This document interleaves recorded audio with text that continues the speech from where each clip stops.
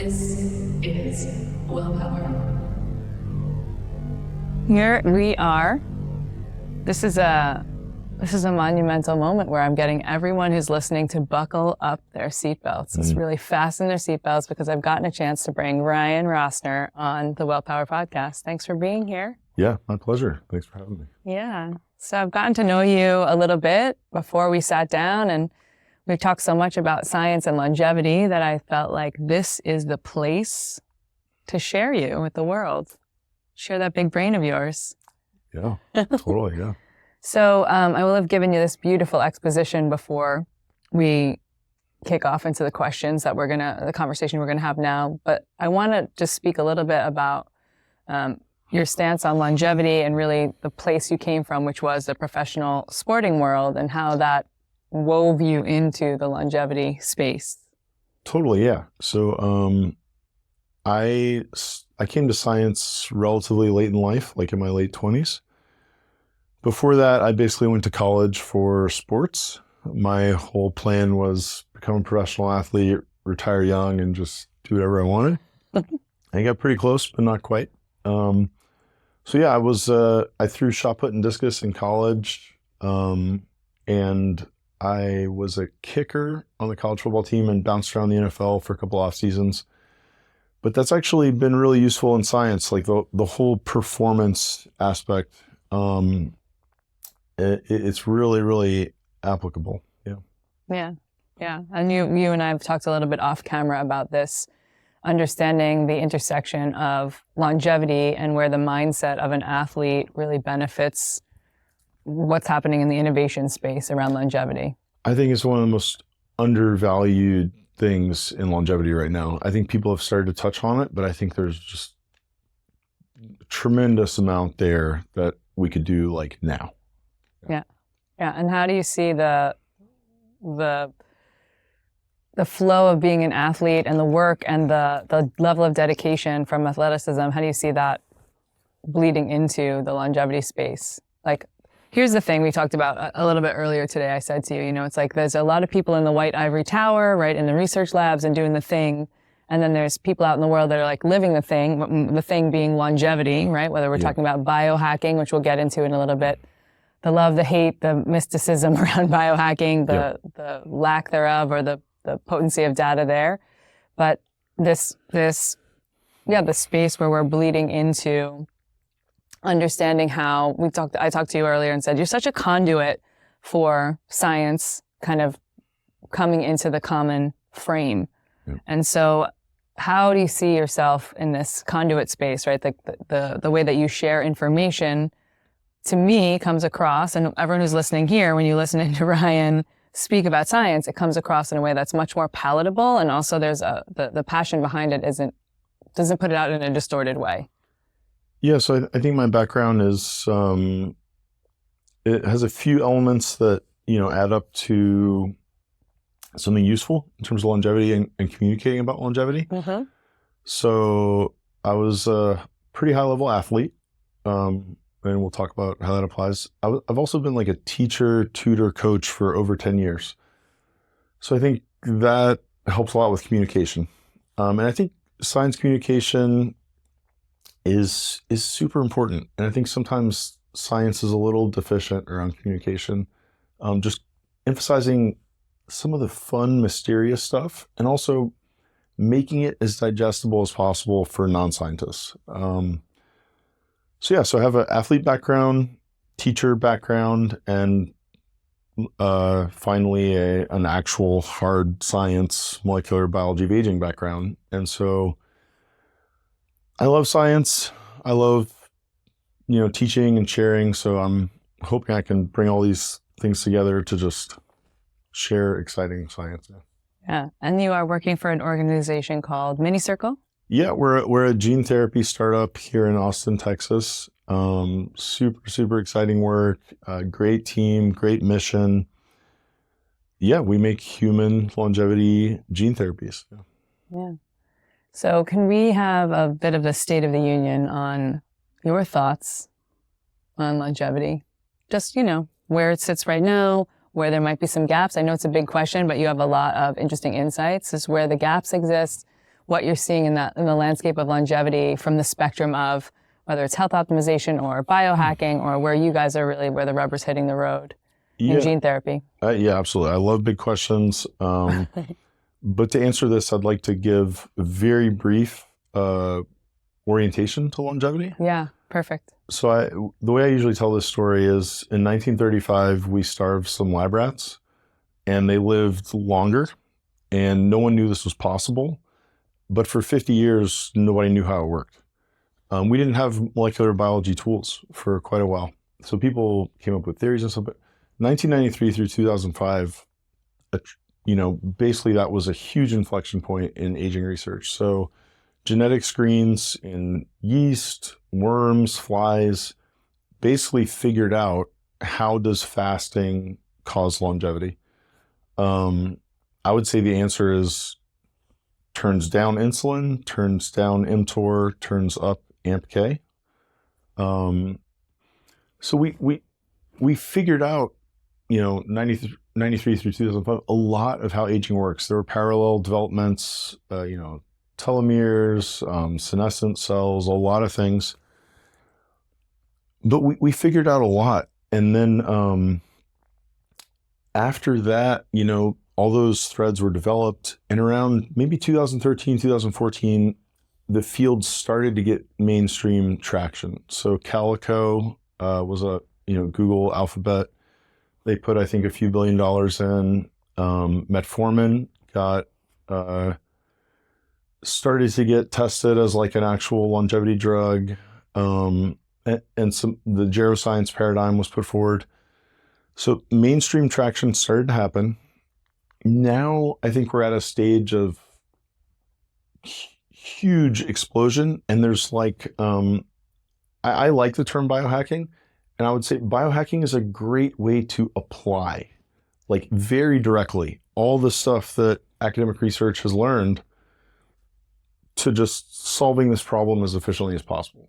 So I'd say, we're at this place of tremendous investment. Knowledge is expanding tremendously. And we also have these huge opportunities to just apply it on the ground in real time. Yeah. And we're not doing enough of that. No, not even close. No, it's so much low hanging fruit. But the great thing is it's right there. We just have to do it.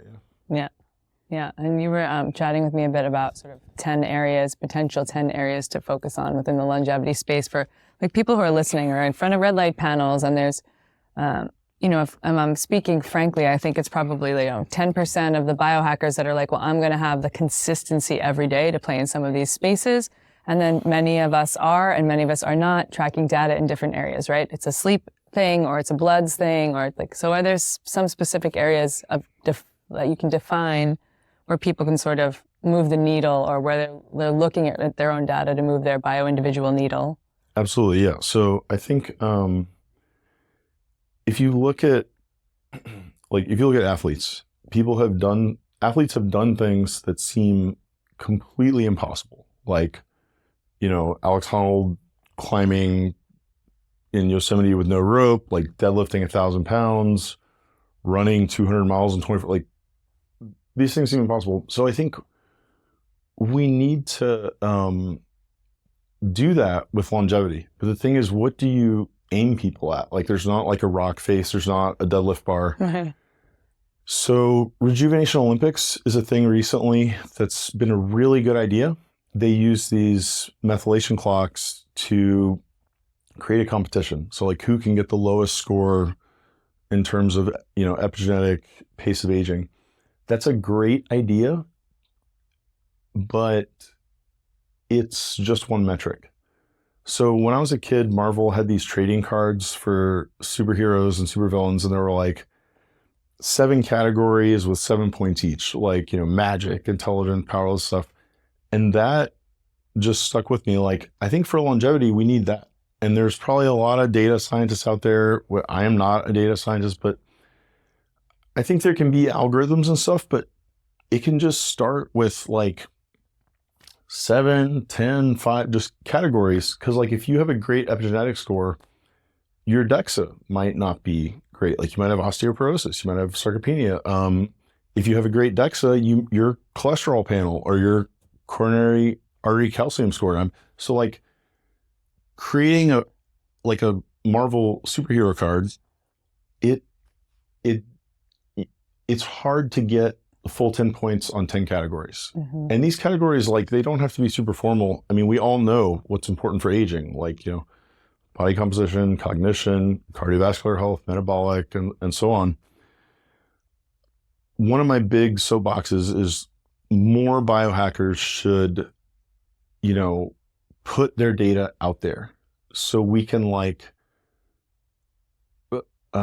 collaborate and just see who can get the highest score and just crowdsource a solution to this. I think this has happened over and over again in sports. I think we just need to create a thing to aim like a scorecard or something. Exactly, yeah. And just see who can push it the furthest, yeah. Yeah. Yeah, and do you feel like are the people leading the charge, like is there anyone who stands out to you as like someone who shares their data, someone who's like leaning in as robustly as they possibly could? And we see people like Brian Johnson doing it all the time, right? Yeah. Like really kind of sharing the cross-section of information and what he's doing, whether that's affordable to everyone or not. Yeah. But do you feel like there's other people doing that well, or you feel like there's a lot of gaps in that space? I think there's definitely, so first of all, I'm a huge fan of what Brian Johnson has accomplished to me, he's the first person to put like a digestible and comprehensive protocol and data package just out there. So like, sure, there might be flaws in it, but like, that's so helpful for the field to see that. And I don't think anybody had really done that before, at least not that I know of. I think other people have done similar stuff since. And like, there was a guy, Dave Pascoe, who had like a really great score on Rejuvenation Olympics. And I learned a ton from reading his blog or his webpage. So I think there are people who are doing it, but there's not nearly enough people. Like we should all err on the side of being proactive about just sharing data. Yeah. And part of the problem is there's nothing really prescriptive, right? What happens with all of if it's like open source and you load some data here, then other data here, then like is everyone using the same tracker and the biometric feedback? Yeah. And maybe that's too detailed because it's just like, let's get in the circle where close enough. But I think that's some of the thing, which is like, it takes a modicum of consistency and passion for doing it and tracking every day. And I just know this from being like times in my life where I'm tracking urine every day, or I'm tracking the sleep tracker is easy. Like the Aura is easy, right? It's just on you, but not everything functions in that way. Mm-hmm. So do you see like the prescriptive nature of like no one, like how Brian might have with the groups that he manages, but like there's no one place where people are like, okay, great. Here are the 7 things that is helping them keep track of it in one place. That then, because my labs are in like 14 folders on my computer and all of that. Yeah, mine too. Yeah. And I have compiled mine into like one, not super polished like thing, but I think what you're saying is accurate, but I think like we just need to do it. Like we can, the details will get sorted out. Like it's not going to be a perfect fit. Not everybody's going to have the same data. People are going to disagree about what 10 categories, but like just err on the side of doing it, and like stuff will emerge. Yeah. So people who are listening right now are like, hey, I want to track some of the most important data, and they had 5 things because it's probably the max out just when you're starting fresh. Mm-hmm. What would you say the 5 things are? Yeah, that's a great question. Tracking. Yeah, so I think we're talking longevity. I think the 2 things that kill the most humans are cardiovascular disease and cancer. So I think lipid panel is good, but really I think like some kind of coronary artery calcium score, like I think lipid panel is just kind of a proxy for that. I think you probably want one thing that represents cardiovascular health. That kills more people than anything else, but it's probably the easiest thing to prevent and defeat. Like I think cancer is more insidious. So one thing I would say is like cardiovascular panel or imaging. Is there anything in the sports performance world that's going to give you that data, like a VO2 max or something like that? Or like you think it's more about getting in the deeper dive of bloods? No, I think it's bloods. It's bloods and imaging. So VO2 max, I think, is more like cardiometabolic. I think of VO2 max as like a mitochondrial readout. Okay. I think you want to. What I'm talking about is like arterial health. Yeah. And heart health, which is a little bit separate issue. Because atherosclerosis kills more humans than anything else. So yeah, one thing I would say would be heart health. The second thing is a big soapbox for me is whole genome sequencing. So we worked so hard to figure out what DNA is, sequence the human genome.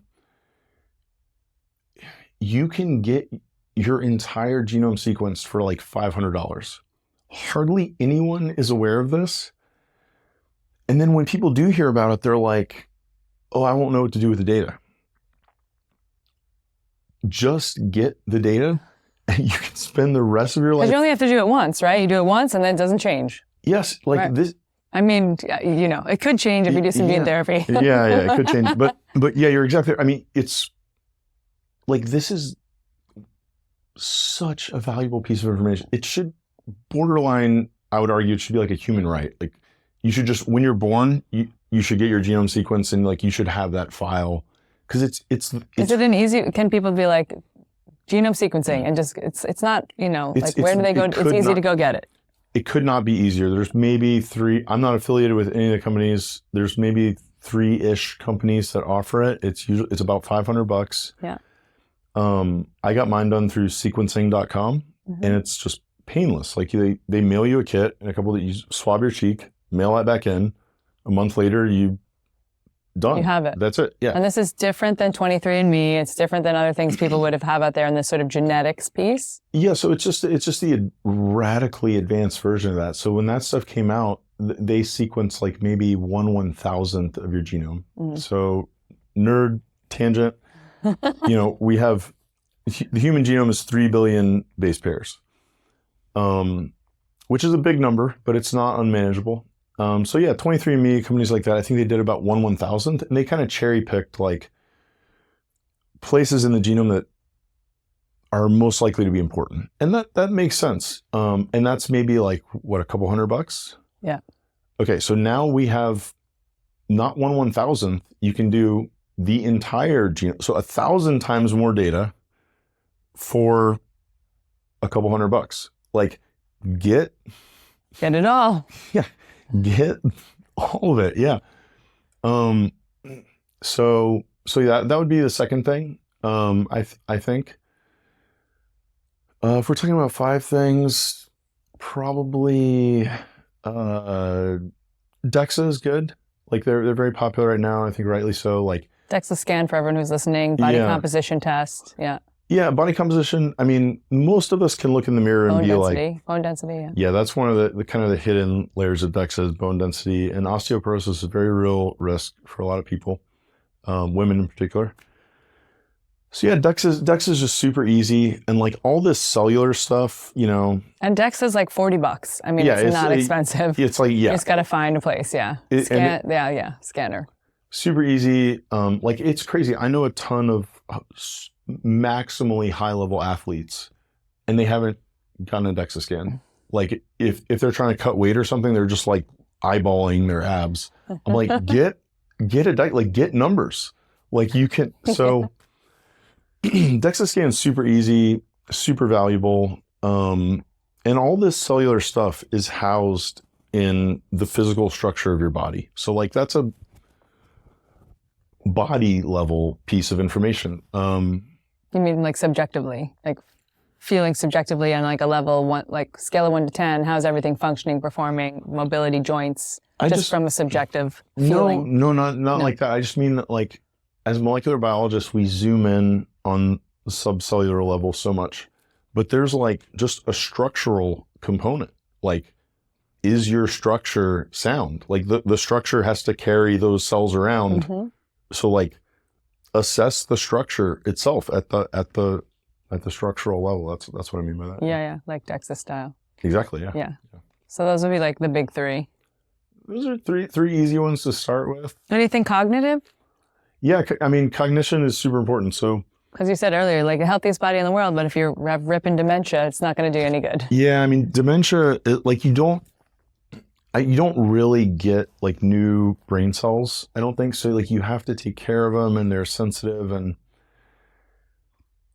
it's super, super important. How do you assess it? I think it's less, maybe a little less clear than like a DEXA or something like that. But humanbenchmark.com is like a free battery of tests.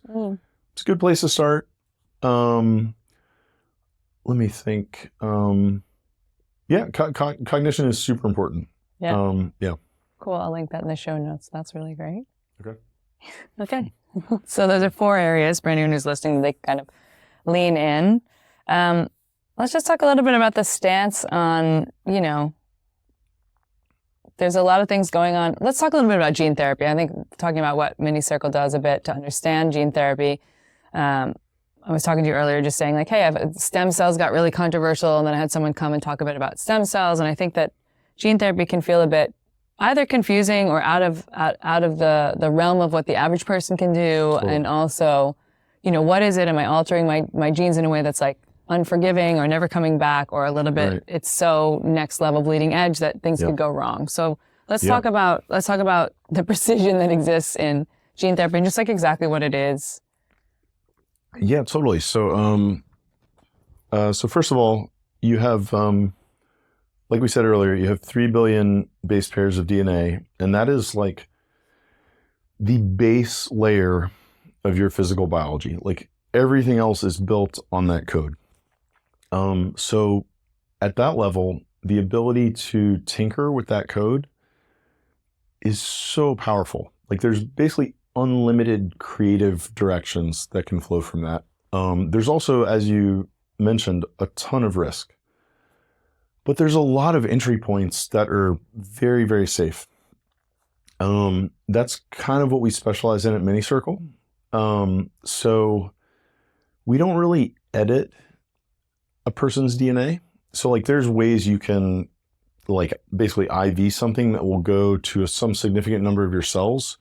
Maybe it'll like cut open your DNA, insert something, like sew it back up.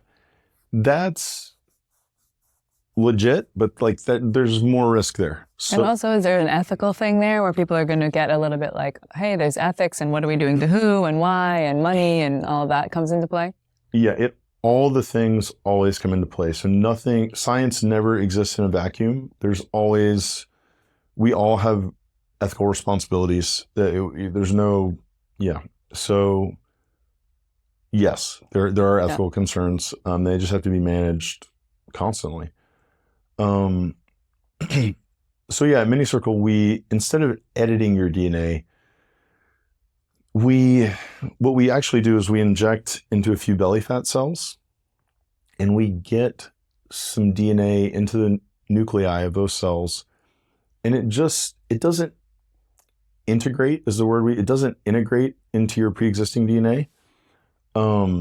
It's episomal, which means it just sits next to your pre-existing DNA. So there's no editing, which is safer.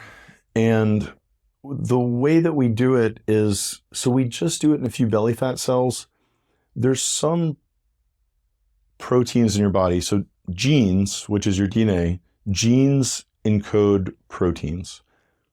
In your cells, like any machine that is structural or does like work, that's a protein, and it's encoded by a gene. So there's some proteins in your body that like a given cell will make it locally and then export it into your bloodstream to go have systemic effects. So Minicircle's gene therapy, we make use of this secretory pathway. So we basically make a little export factory in a few belly fat cells. We get DNA in there and it just kind of sits next to your pre-existing DNA. It doesn't cut in, and then it creates a little export factory for some protein that's like, the first protein that we're doing is follistatin. Big effect size in the literature and big safety margin. So like this is like And who might use that? What a person who's struggling with something specific, or just this is optimization at its finest? Yeah, I think it's both. Follistatin broadly is it improves body composition and combats frailty, I would say. It also has some anti-inflammatory and cellular rejuvenation potential benefits, but mostly it's body composition improvement, anti-frailty. Anyone who's aging should be actively seeking to combat frailty, like sarcopenia, osteoporosis. It's all real, and you want to fight against it. But at the same time, I mean, there's a paradigm shift that a lot of people are describing where maybe 20th century medicine was reactive. And we want 21st century medicine to be preventative. So, augmentation is basically what you're describing. You don't have to wait until you have frailty, osteoporosis, sarcopenia, within a margin of safety that you're personally comfortable with. I think it's good to very carefully augment. Yeah. Yeah. And right now, it's still more limited percentage of the population that can come and figure out how to use these services, or what's the trickle-down effect? Like, how do we trickle this down to more people to be able to have access? Is that just it's going to take time? That's like the work? Yeah, it always takes time. Minicircle's plasmid gene therapy is about 10 times less expensive than previously available gene therapies. And most of this is, maybe all of it is medical tourism. Like, people go to some international location and they do this. Because gene therapy in the US is not allowed. It's not allowed broadly. I think, there are clinical trials for, rare diseases and things like that. Yeah. But you can't go to a doctor and get gene therapy in the US. So I think previous gene therapies were a few $100,000. Ours is like $25,000, which is still expensive, but the story arc is that we brought the costs down tenfold. Yeah. And so if that story arc continues, then eventually this gets a lot more accessible. Everything makes it conversation, spreading information, creating it's all hopefully moving towards accessibility and safety and advancement. Yeah. I want to go back a little bit to this piece about the athlete, sort of the crossing over, the mentality, the mindset, the way that athletes show up and the way that they lean into their sort of health and well-being, in the sense of you have this amazing opportunity, and I really only know this about you because we're friends, which is you continue to have this amazing opportunity to sort of travel around with some of the I might say the craziest people in the world, but some Definitely. of the strongest, most powerful athletes in the world, and be able to sort of examine their routines and what they're doing, and also have told me several stories, which we don't need to necessarily elaborate on, but just with heightened states of risk, because there's more about how am I going to get the W on the board, or how am I going to lean into this, but they're just way less risk averse. Yes. And just talking a bit about that, where the athlete mentality, just maybe a fragment of that or a piece of that, can benefit people to navigate their own health and well-being, where it serves athletes that we don't quite, I think the common person who doesn't have whether it's professional athlete or high-level athlete, understand. Right. Yeah. So I think athletes are just really good at achieving. So I think an athlete cannot come up with a supplement or a performance enhancing substance. Scientists do that, but the application is largely left to coaches and athletes. And athletes are generally high-level athletes especially are generally extremely risk accepting, which I'm a huge freedom advocate. So I think let them do it and we can learn from,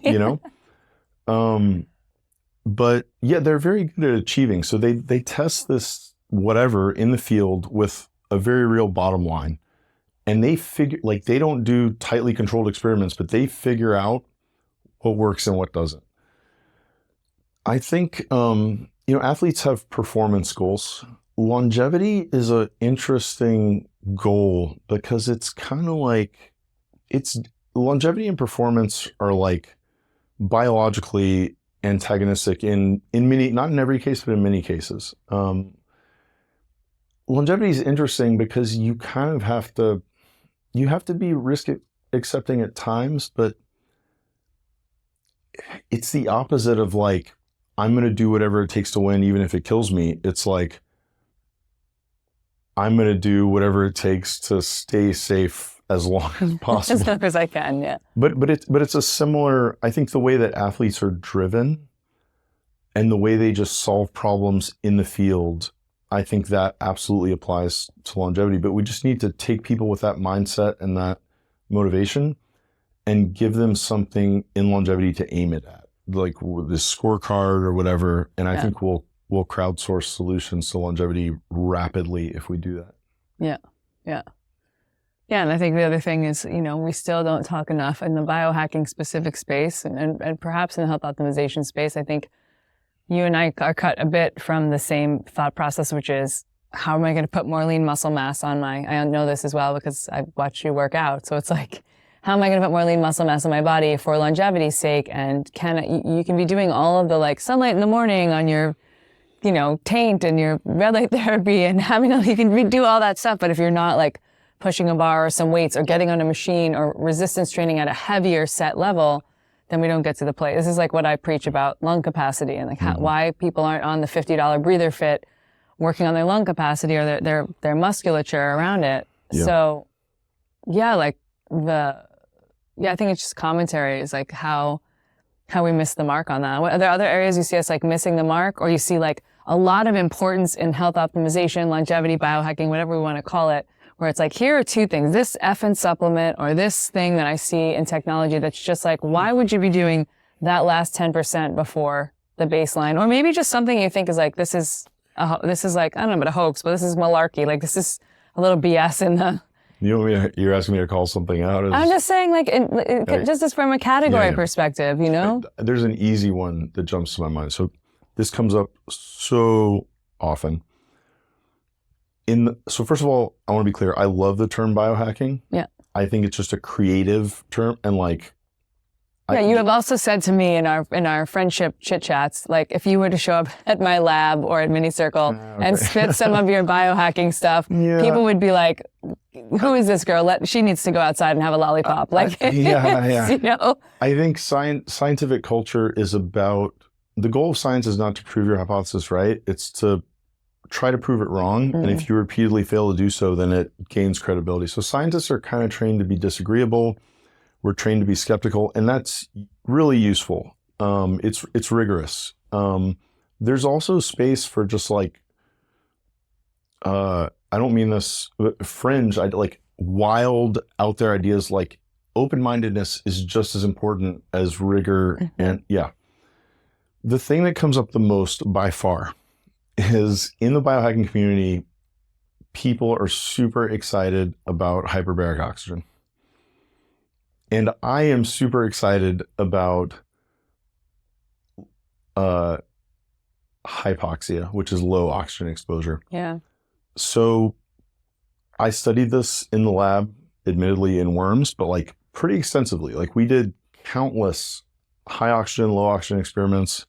Low oxygen extends lifespan in the lab robustly. The way I describe this to people is like, so caloric fasting and temperature fasting which is like a cold plunge, are very popular. And these are big, so calories and heat are like fundamental life inputs. Earth life is like 4 billion years old. It's always depended on calories and heat. So there are maximally ancient genetic programs that protect you against temporary deprivation of these fundamental life inputs. Oxygen is very similar. So I think oxygen fasting is a good way to think about hypoxia. Like, fasting is a lot more popular than, say, like hooking yourself up to like a glucose tube, that's a little bit of an exaggeration, but that's kind of how I think of hyperbaric oxygen. The opposite of oxygen fasting. Yeah. What about in the healing space, though? If people have like stuff going on they need to heal, as like a temporary solution. Yeah, Because I just went through crazy dental surgery, and they did hyperbaric every day, and it gave me a chance to rest. It gave me a chance for oxygenation, all of that. I'm so in longevity, like there's so many things. It's hard to be a deep expert in all of them. It's basically impossible. So I don't know the literature on hyperbaric oxygen like thoroughly. I would say I suspect that it has therapeutic applications. I'm really just speaking for the sake of stimulating conversation. Like this comes up so much. And we don't talk about, I mean, I'm in the breathwork space, so we do talk about hypoxia. And I think specifically for listeners too, just giving them a couple examples, like we can do hypoxic training just with our breath in our own circumstantial way. And are there other ways that we can use tools that are putting us in that environment? Yeah, totally. So, you're like, I have a few of them. yeah. This is like one of my favorites. So when I'm in my best routine, I start my sleep routine at 8 p.m. and, I take my sleep stack. And then when I'm at my best, I take my sleep stack and I jump in my hypoxia tent for 30 minutes around 11 to 14% oxygen. So, when you first started doing that, did that initially feel like deprivation to you? It still feels like deprivation. Okay. I like stimuli that you can clearly feel and perceive. Like if you get in a cold plunge, if you get in a sauna, like your body is experiencing something. So low oxygen is similar. Like you feel it quickly. And at 8 o'clock, it's not affecting your sleep? It's supporting it in some way later, or? I'm not. You're like, I took my sleep stack, so I'm good. Honestly, that is how I think. I'm not like a super granular. I'm more of like I don't closely track my sleep. The way I think about sleep is like, if I control the time I go to sleep, everything else in my life flows from that.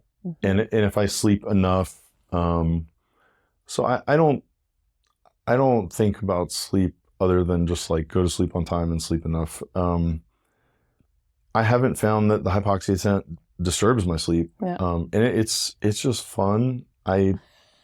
It's to me, I'm like, feel super grateful that I saved up money, because low oxygen is hard to access. Like unless you go up a mountain or you buy one of these tents. So I'm still 2 years after I got this thing. I'm excited every time I use it. Yeah.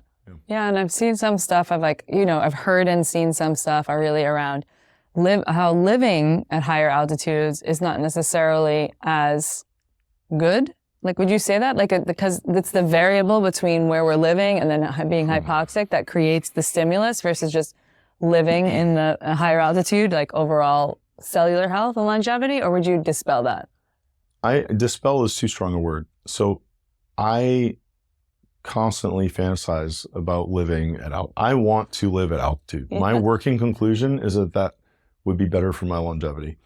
I might be wrong about that, but my working conclusion is that living at altitude is likely protective. Okay, cool. So I like this like HBOT versus hypoxia thing. Hypoxia. I regularly pick hypoxia. I'm curious. I'm HBOT curious. Love that. Open-mindedness is another thing that scientists should be and are trained to do is to be quick to admit when you're wrong. Like if new data comes in that invalidates your model, you move forward. Change your model. Yeah. So like I'm open-minded about HBOT. I'm not a deep expert on it, but personally I gravitate towards hypoxia for sure. Yeah. Cool. What about in the supplement world? Where are we wasting our money? Where are we spending wisely in the supplement world? Ooh, that's a great question. I love supplements. So when I was bouncing around the NFL, like both teams I played for had walk-in closets with floor-to-ceiling custom-made supplements, and they would send you in there with like a grocery bag, and they'd just be like, is any of it based on bloods that you guys are taking at that point, or? I did not get blood work done back then. I know some Doesn't that feel crazy to you though? That they're like, just take some of this? Or is it like just becomes expensive urine, the stuff that they had in there? No, it was good stuff. Yeah. But I think that's the athlete mindset generally is like err on the side of taking more supplements. Yeah. That's not That's always the biohacker mindset too. Yeah, and that look, that's bitten, like I've paid the price for that approach enough times that I've adjusted my risk tolerance significantly. Yeah. Like it's a dangerous approach, but there's also value in it. So I love supplements. What are people wasting their money on and what's valuable? Wasting their money on? I'm trying to think if anything comes to mind. Maybe one or two. I don't want to bad value supplements. I think stuff that's undervalued might be more fun to talk about. Okay, great. Fiber, I think, is just super. Like, if you make, first of all, athletes live out of blenders, like protein shakes. A protein shake is an opportunity to just put so many high value nutrient, fiber included. Yeah. So I think fiber is undervalued.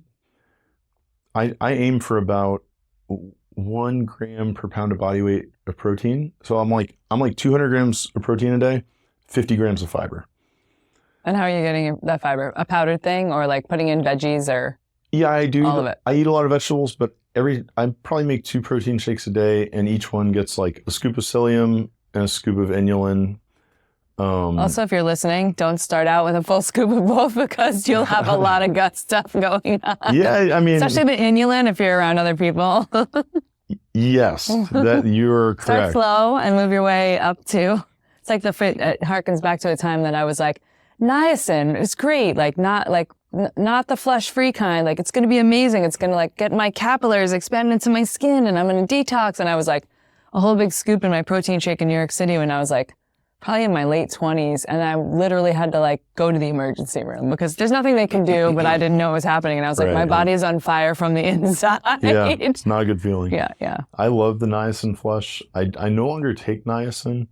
Niacin used to be one of my favorite supplements because it could favorably alter cholesterol, and it's plausibly an NAD precursor. But Michael Lustgarten, shout out, great. He shares a lot of data. I think This is the research on East Coast that you were telling me about? I think he's East Coast, but he's just kind of, I'd say he's kind of like on the quieter, more humble side of the social media biohacking. Like he's very data heavy, but he's not like he's pretty great.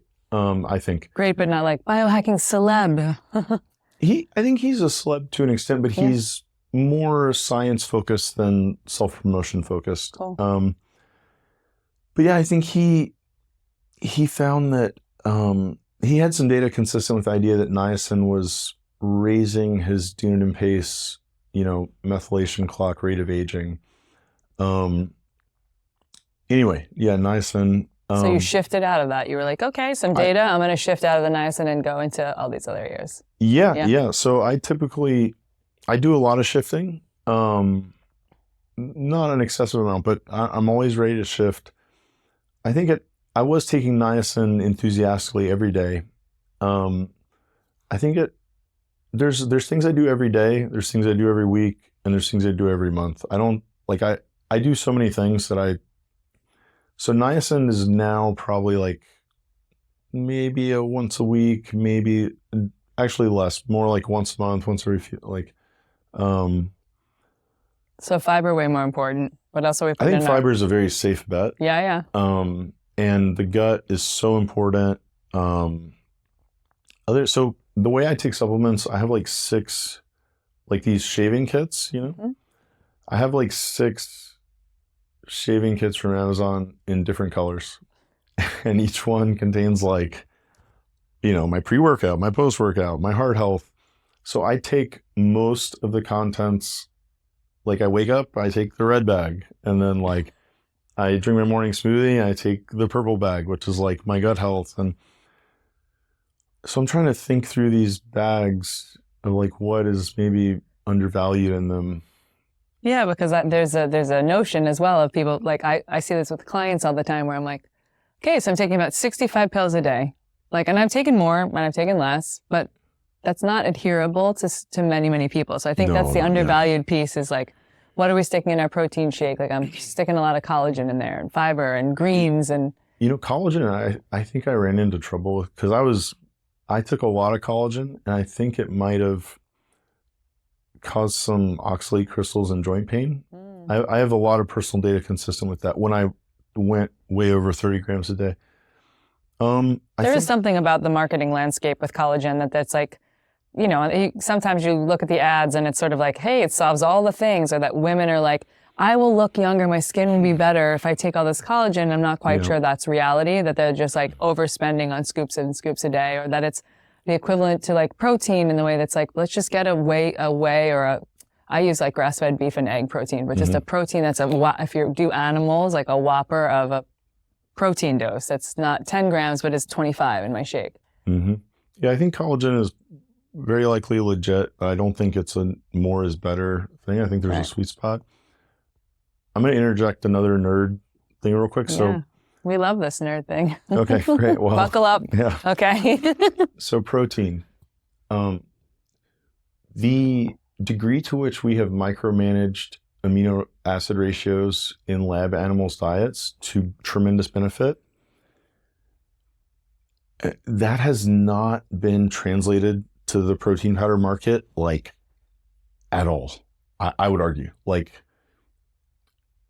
So yeah, that's just one quick thing. Like, we should have more options for really tightly defining amino acid ratios in our protein sources. Because of our bio-individual nature, or because we're putting it all together and it's like, okay, so there's like, what is it, Private Tom Hall or something? What's the initials? There's like this many aminos, we're going to have them in this order, and we're going to have this many. So you have 20, we're just going to make it even. I don't think there is a bio-individual element to it, but I think it's more about, if you look at natural protein sources, they kind of cluster around a few different amino acid profiles. So like meat probably has one, soy and then collagen has a different one. We should not be limited to like 5 or so clusters. Like, there's 20 proteinogenic amino acids.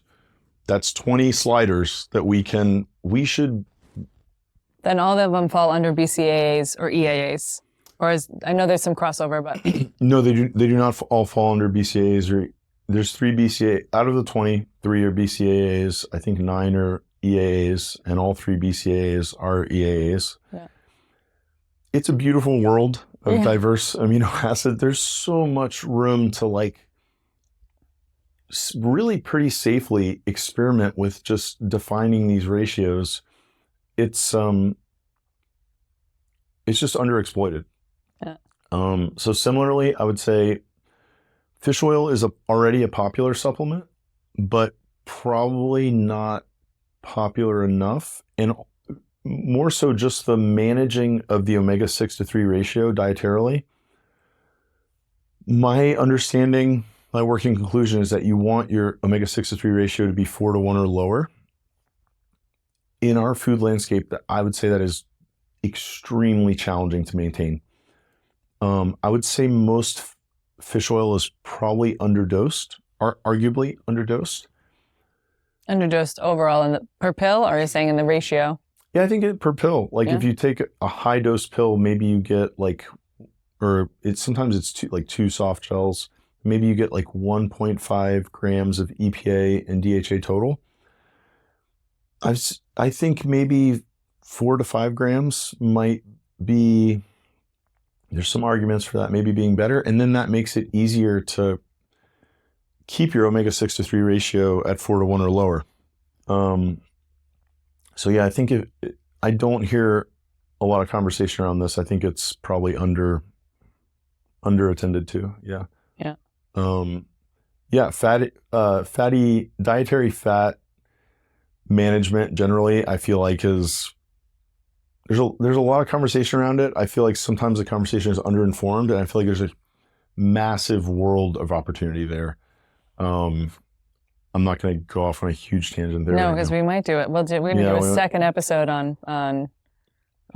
There's so much cool stuff to talk about with fats. So first of all, we talked about. This is what you did your PhD in as a subset, Or so you just were like you were like, I'm passionate about this exciting thing. I want to be nerdier about it. So more the latter. I'd say Yeah. my PhD was most tightly focused on sulfur amino acid metabolism, but sulfur amino acid metabolism,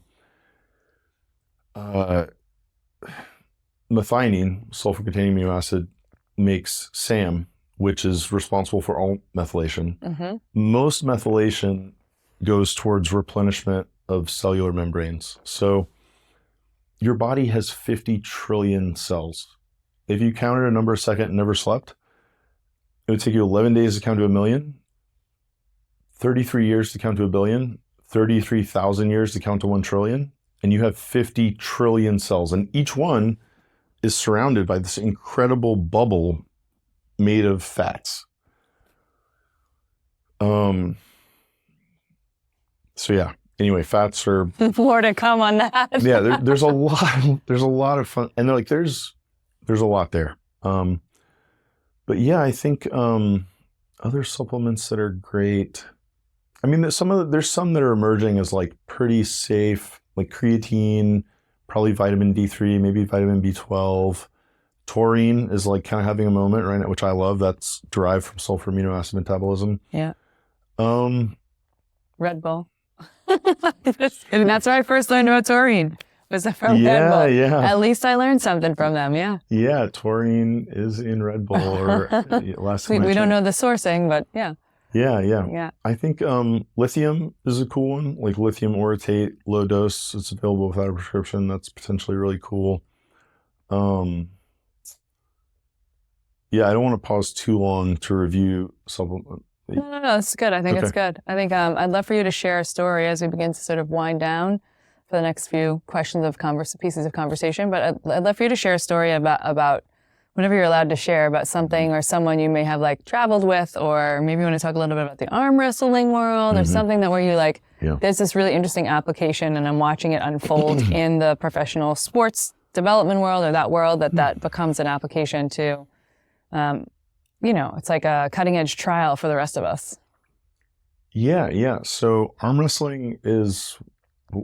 So first, I just need to say out loud that little did I know until I met you. And I knew a little bit because Tyler W. LeBaron, who heads up the Molecular Hydrogen Institute, is a closet, I don't know how much I've closeted, but a closeted arm wrestling competition. Okay. Guy. Cool. I think more amateur and also just loves it. And I've gotten a chance to know him enough where I know that about him. But I had no idea, and dare I call it the underbelly, but I had no idea how deeply profound the levels of passion for the arm wrestling world are until I met you. And it's like, wow, it's like an insane thing. And I guess I imagine, this is a generalization, and again, it's about me probably more than anything else, that women potentially know less about it, and it is very I guess Stallone, right? He does Over the Top, that movie. I think that's probably the best correlation that I have. But, tell us a little bit about the crazy world of arm wrestling and what you've, seen, learned, and heard that leans us into the longevity landscape. Arm wrestling is the best. So there's a lot of strong arguments for arm wrestling just being a uniquely awesome sport. I mean, Stallone's Over the Top in the mid-'80s, I think, was designed to make arm wrestling popular in the U.S. I don't think it fully succeeded at that, but I think it did catch on in the Soviet Union. Mm-hmm. So for 40 years now, arm wrestling has been this awesome cultural bridge between East and West. There's never been any money in it. So anybody that does this at a high level does it because they love it. Mm.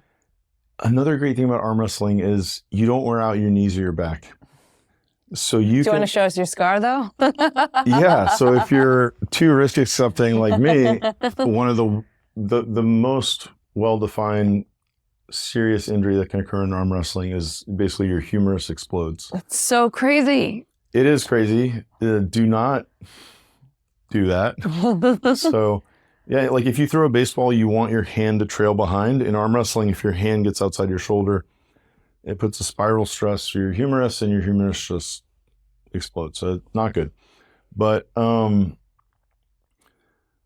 so there, you can compete in arm wrestling at the highest level for 40 plus years. So there are top 10, most of North America's top 5 athletes are close to 60 years old. Arm wrestling is a lot about tendon strength. Tendon takes a lot longer than muscle to develop. So you just have to imagine a human hand and arm that's been developed in a sport with basically no drug testing for 40 years. It's awesome. Okay. I mean, awesome is one word. Intimidating, Intimidation. crazy, wild. There's a lot of adjectives there. They're all applicable. Arm wrestling tends to weed out bullies in bad sports because if you go in thinking you're tough, like you will get humbled fast and it's painful. Yeah. There's a lot of respect and also just the connection of hand to hand. Like if you meet somebody, you shake hands. Yeah. Like there's a lot of information transmitted there. So arm wrestling is very special. I think, so I've been super fortunate to travel around with Devin Larratt. So he's been an arm wrestling world champion for close to 20 years. He's also a former Canadian Special Forces guy. So extremely high performing individual. We're both very excitable about science. Mm-hmm. So yeah, we just go out there and mix it up. I know that in 2015, Devin pulled against John Brzenk, who's universally considered the GOAT of arm wrestling, and they put heart rate monitors on him. John Brzenk was 50 years old at the time. Devin was 40. For anybody out there who looks at their heart rate during exercise, at age 50, John Brzenk's heart rate pre-match with no visible signs of agitation was 190, which is, with everything I know about science, I'm not sure I could. I don't make sense of that. I don't know if I could get my heart rate to 190, period. Devin's heart rate pre-match was 110, which is like a perfectly appropriate warmed up heart rate. Within like 1 minute of arm wrestling, Devin had hit 228 and John had hit 215 or maybe 214. This is so extraordinary.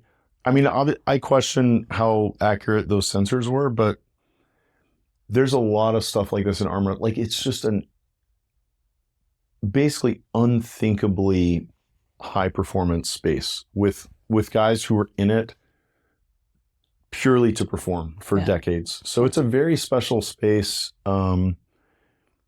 Bodybuilding is also like, people like this, like the scientific community. Again, I'm a big freedom advocate. If people want to max out arm wrestling, because let's be clear, there's like a lot of gear in the space. There's a lot of people taking things that are like exogenously that are just maybe legal, maybe not. There's maximum no amount judgments around it. There's no board that's like, you cannot. So like there's a lot of that stuff going on, and you probably love that because to see it in some ways, because it's like the ultimate human experiment when someone's taking the autonomous choice themselves to do something and say, let's go and see what this does. Hopefully it doesn't explode my heart. Absolutely. Or whatever. Yeah. Yeah. I mean, it's a great, people who want to do that, in my opinion, should be allowed to, and we can all learn from what they do. Like they're pushing humanity's limits, and we can learn so much from that. So it's a lot of fun. Yeah. Yeah. So cool. I always ask the last two questions that are similar on the show. And the first one is, it's like around the biohacking space, but let's just say it's not hypoxic training. Mm-hmm. It's your other, like, do you have a favorite biohack maybe that you're vibing with right now that lights you up? I know there's so many. Yeah, there's a lot. Let me think. Favorite biohack. Yeah, I would say. You're like scanning through what's legal, what's not legal. What am I doing to myself that's allowed? I'm pretty used to keeping that filter up. No, the answer. So I am in love with high volume, low intensity cardiovascular exercise. So I think so much thought in longevity, performance, consciousness is converging on the mitochondria. Mm-hmm. Strength and VO2 max, I think, are very high return on investment. So you can do a small amount of high intensity strength and VO2 max work and get most of the benefit. And what are you using to do that? Like, did you have a tool or device, a thing that or just? Yeah, so my background is strength and power, and I'm a big advocate for KIS, keep it simple.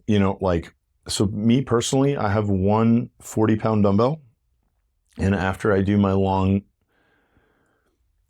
I wake up, I go out on my porch in the sun, I sit on my Rogue Echo bike, and when I'm in my best routine, I do an hour of cardio first thing in the morning. I'm going to interject you with just really quickly to say that we got on bikes next to each other and on it. And like also now knowing some of this, I think you were like soft on me, but I was like, this man can ride. We were like on Airdynes or something and on it. But I was like, this man can push a bike like not many other men on the planet. You're working at it every day. But I was like next to you being like, holy shit.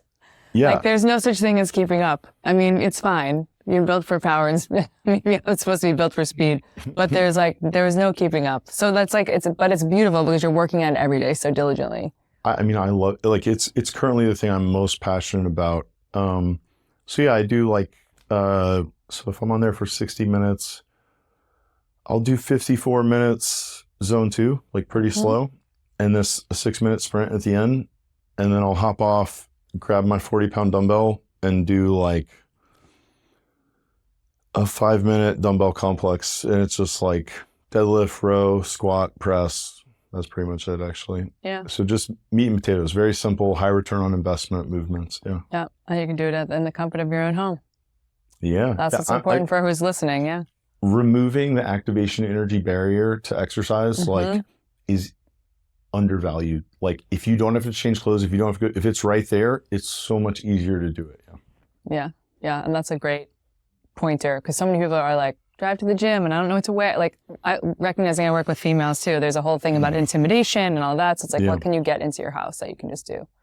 Beautiful. And then the last question is, if you could go back to your 15-year-old self and say, hey, Ryan, I just want to tell you this nugget of information, a nugget you might share with like a listener that's really like lost in the sauce when it comes to like longevity and mental well-being and just life, advice. Yeah. What would you go back and tell your 15-year-old self that would have you like step into your willpower for the rest of your life? Absolutely. But don't shoot yourself in the foot. Like, let things unfold.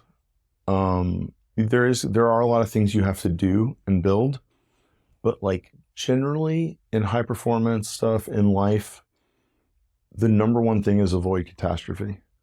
So like, just don't shoot yourself in the foot. Like, I shot myself in the foot way too many times. Yeah, so that would be my advice, is just like... You want to give an example of a time you shot yourself in the foot? I feel like I literally... Exploding my humerus was at age 41 that definitely adjusted my risk tolerance. Yeah. Yeah, I drank too much in college, like way too much. I had a lot of angst and like nothing good came from that. Like, I got way too much sun exposure growing up in the South. Like, I think almost all of my facial aging happened before I was 25. The sun is wonderful, but like excessive sun is damaging. Yeah. If I like the amounts that we know about nutrition now, like if I could have eaten better, not drank, simple stuff, but applied consistently, that would be my advice, is just like, don't shoot yourself in the foot, let things unfold. And in 10 years, the potential that young people have is incredible. Yeah. And a lot of it is just getting out of your own way. Yeah, that's so amazing. Great. I'm so thankful that you're here and that we've gotten such a good chance to know each other, and also that you'll be back and we'll talk more about fatty acids and all the things that we can like dive into that will... Next time I'd like to nerd out a bit more. Yes, this is a great 101 beginning to the audience getting to know you, Ryan Rossner, just at the intersection of the most amazing background in athleticism, teaching, coaching, and with a PhD to boot. So thank you for sharing your time. Yeah, thank you so much. Yeah.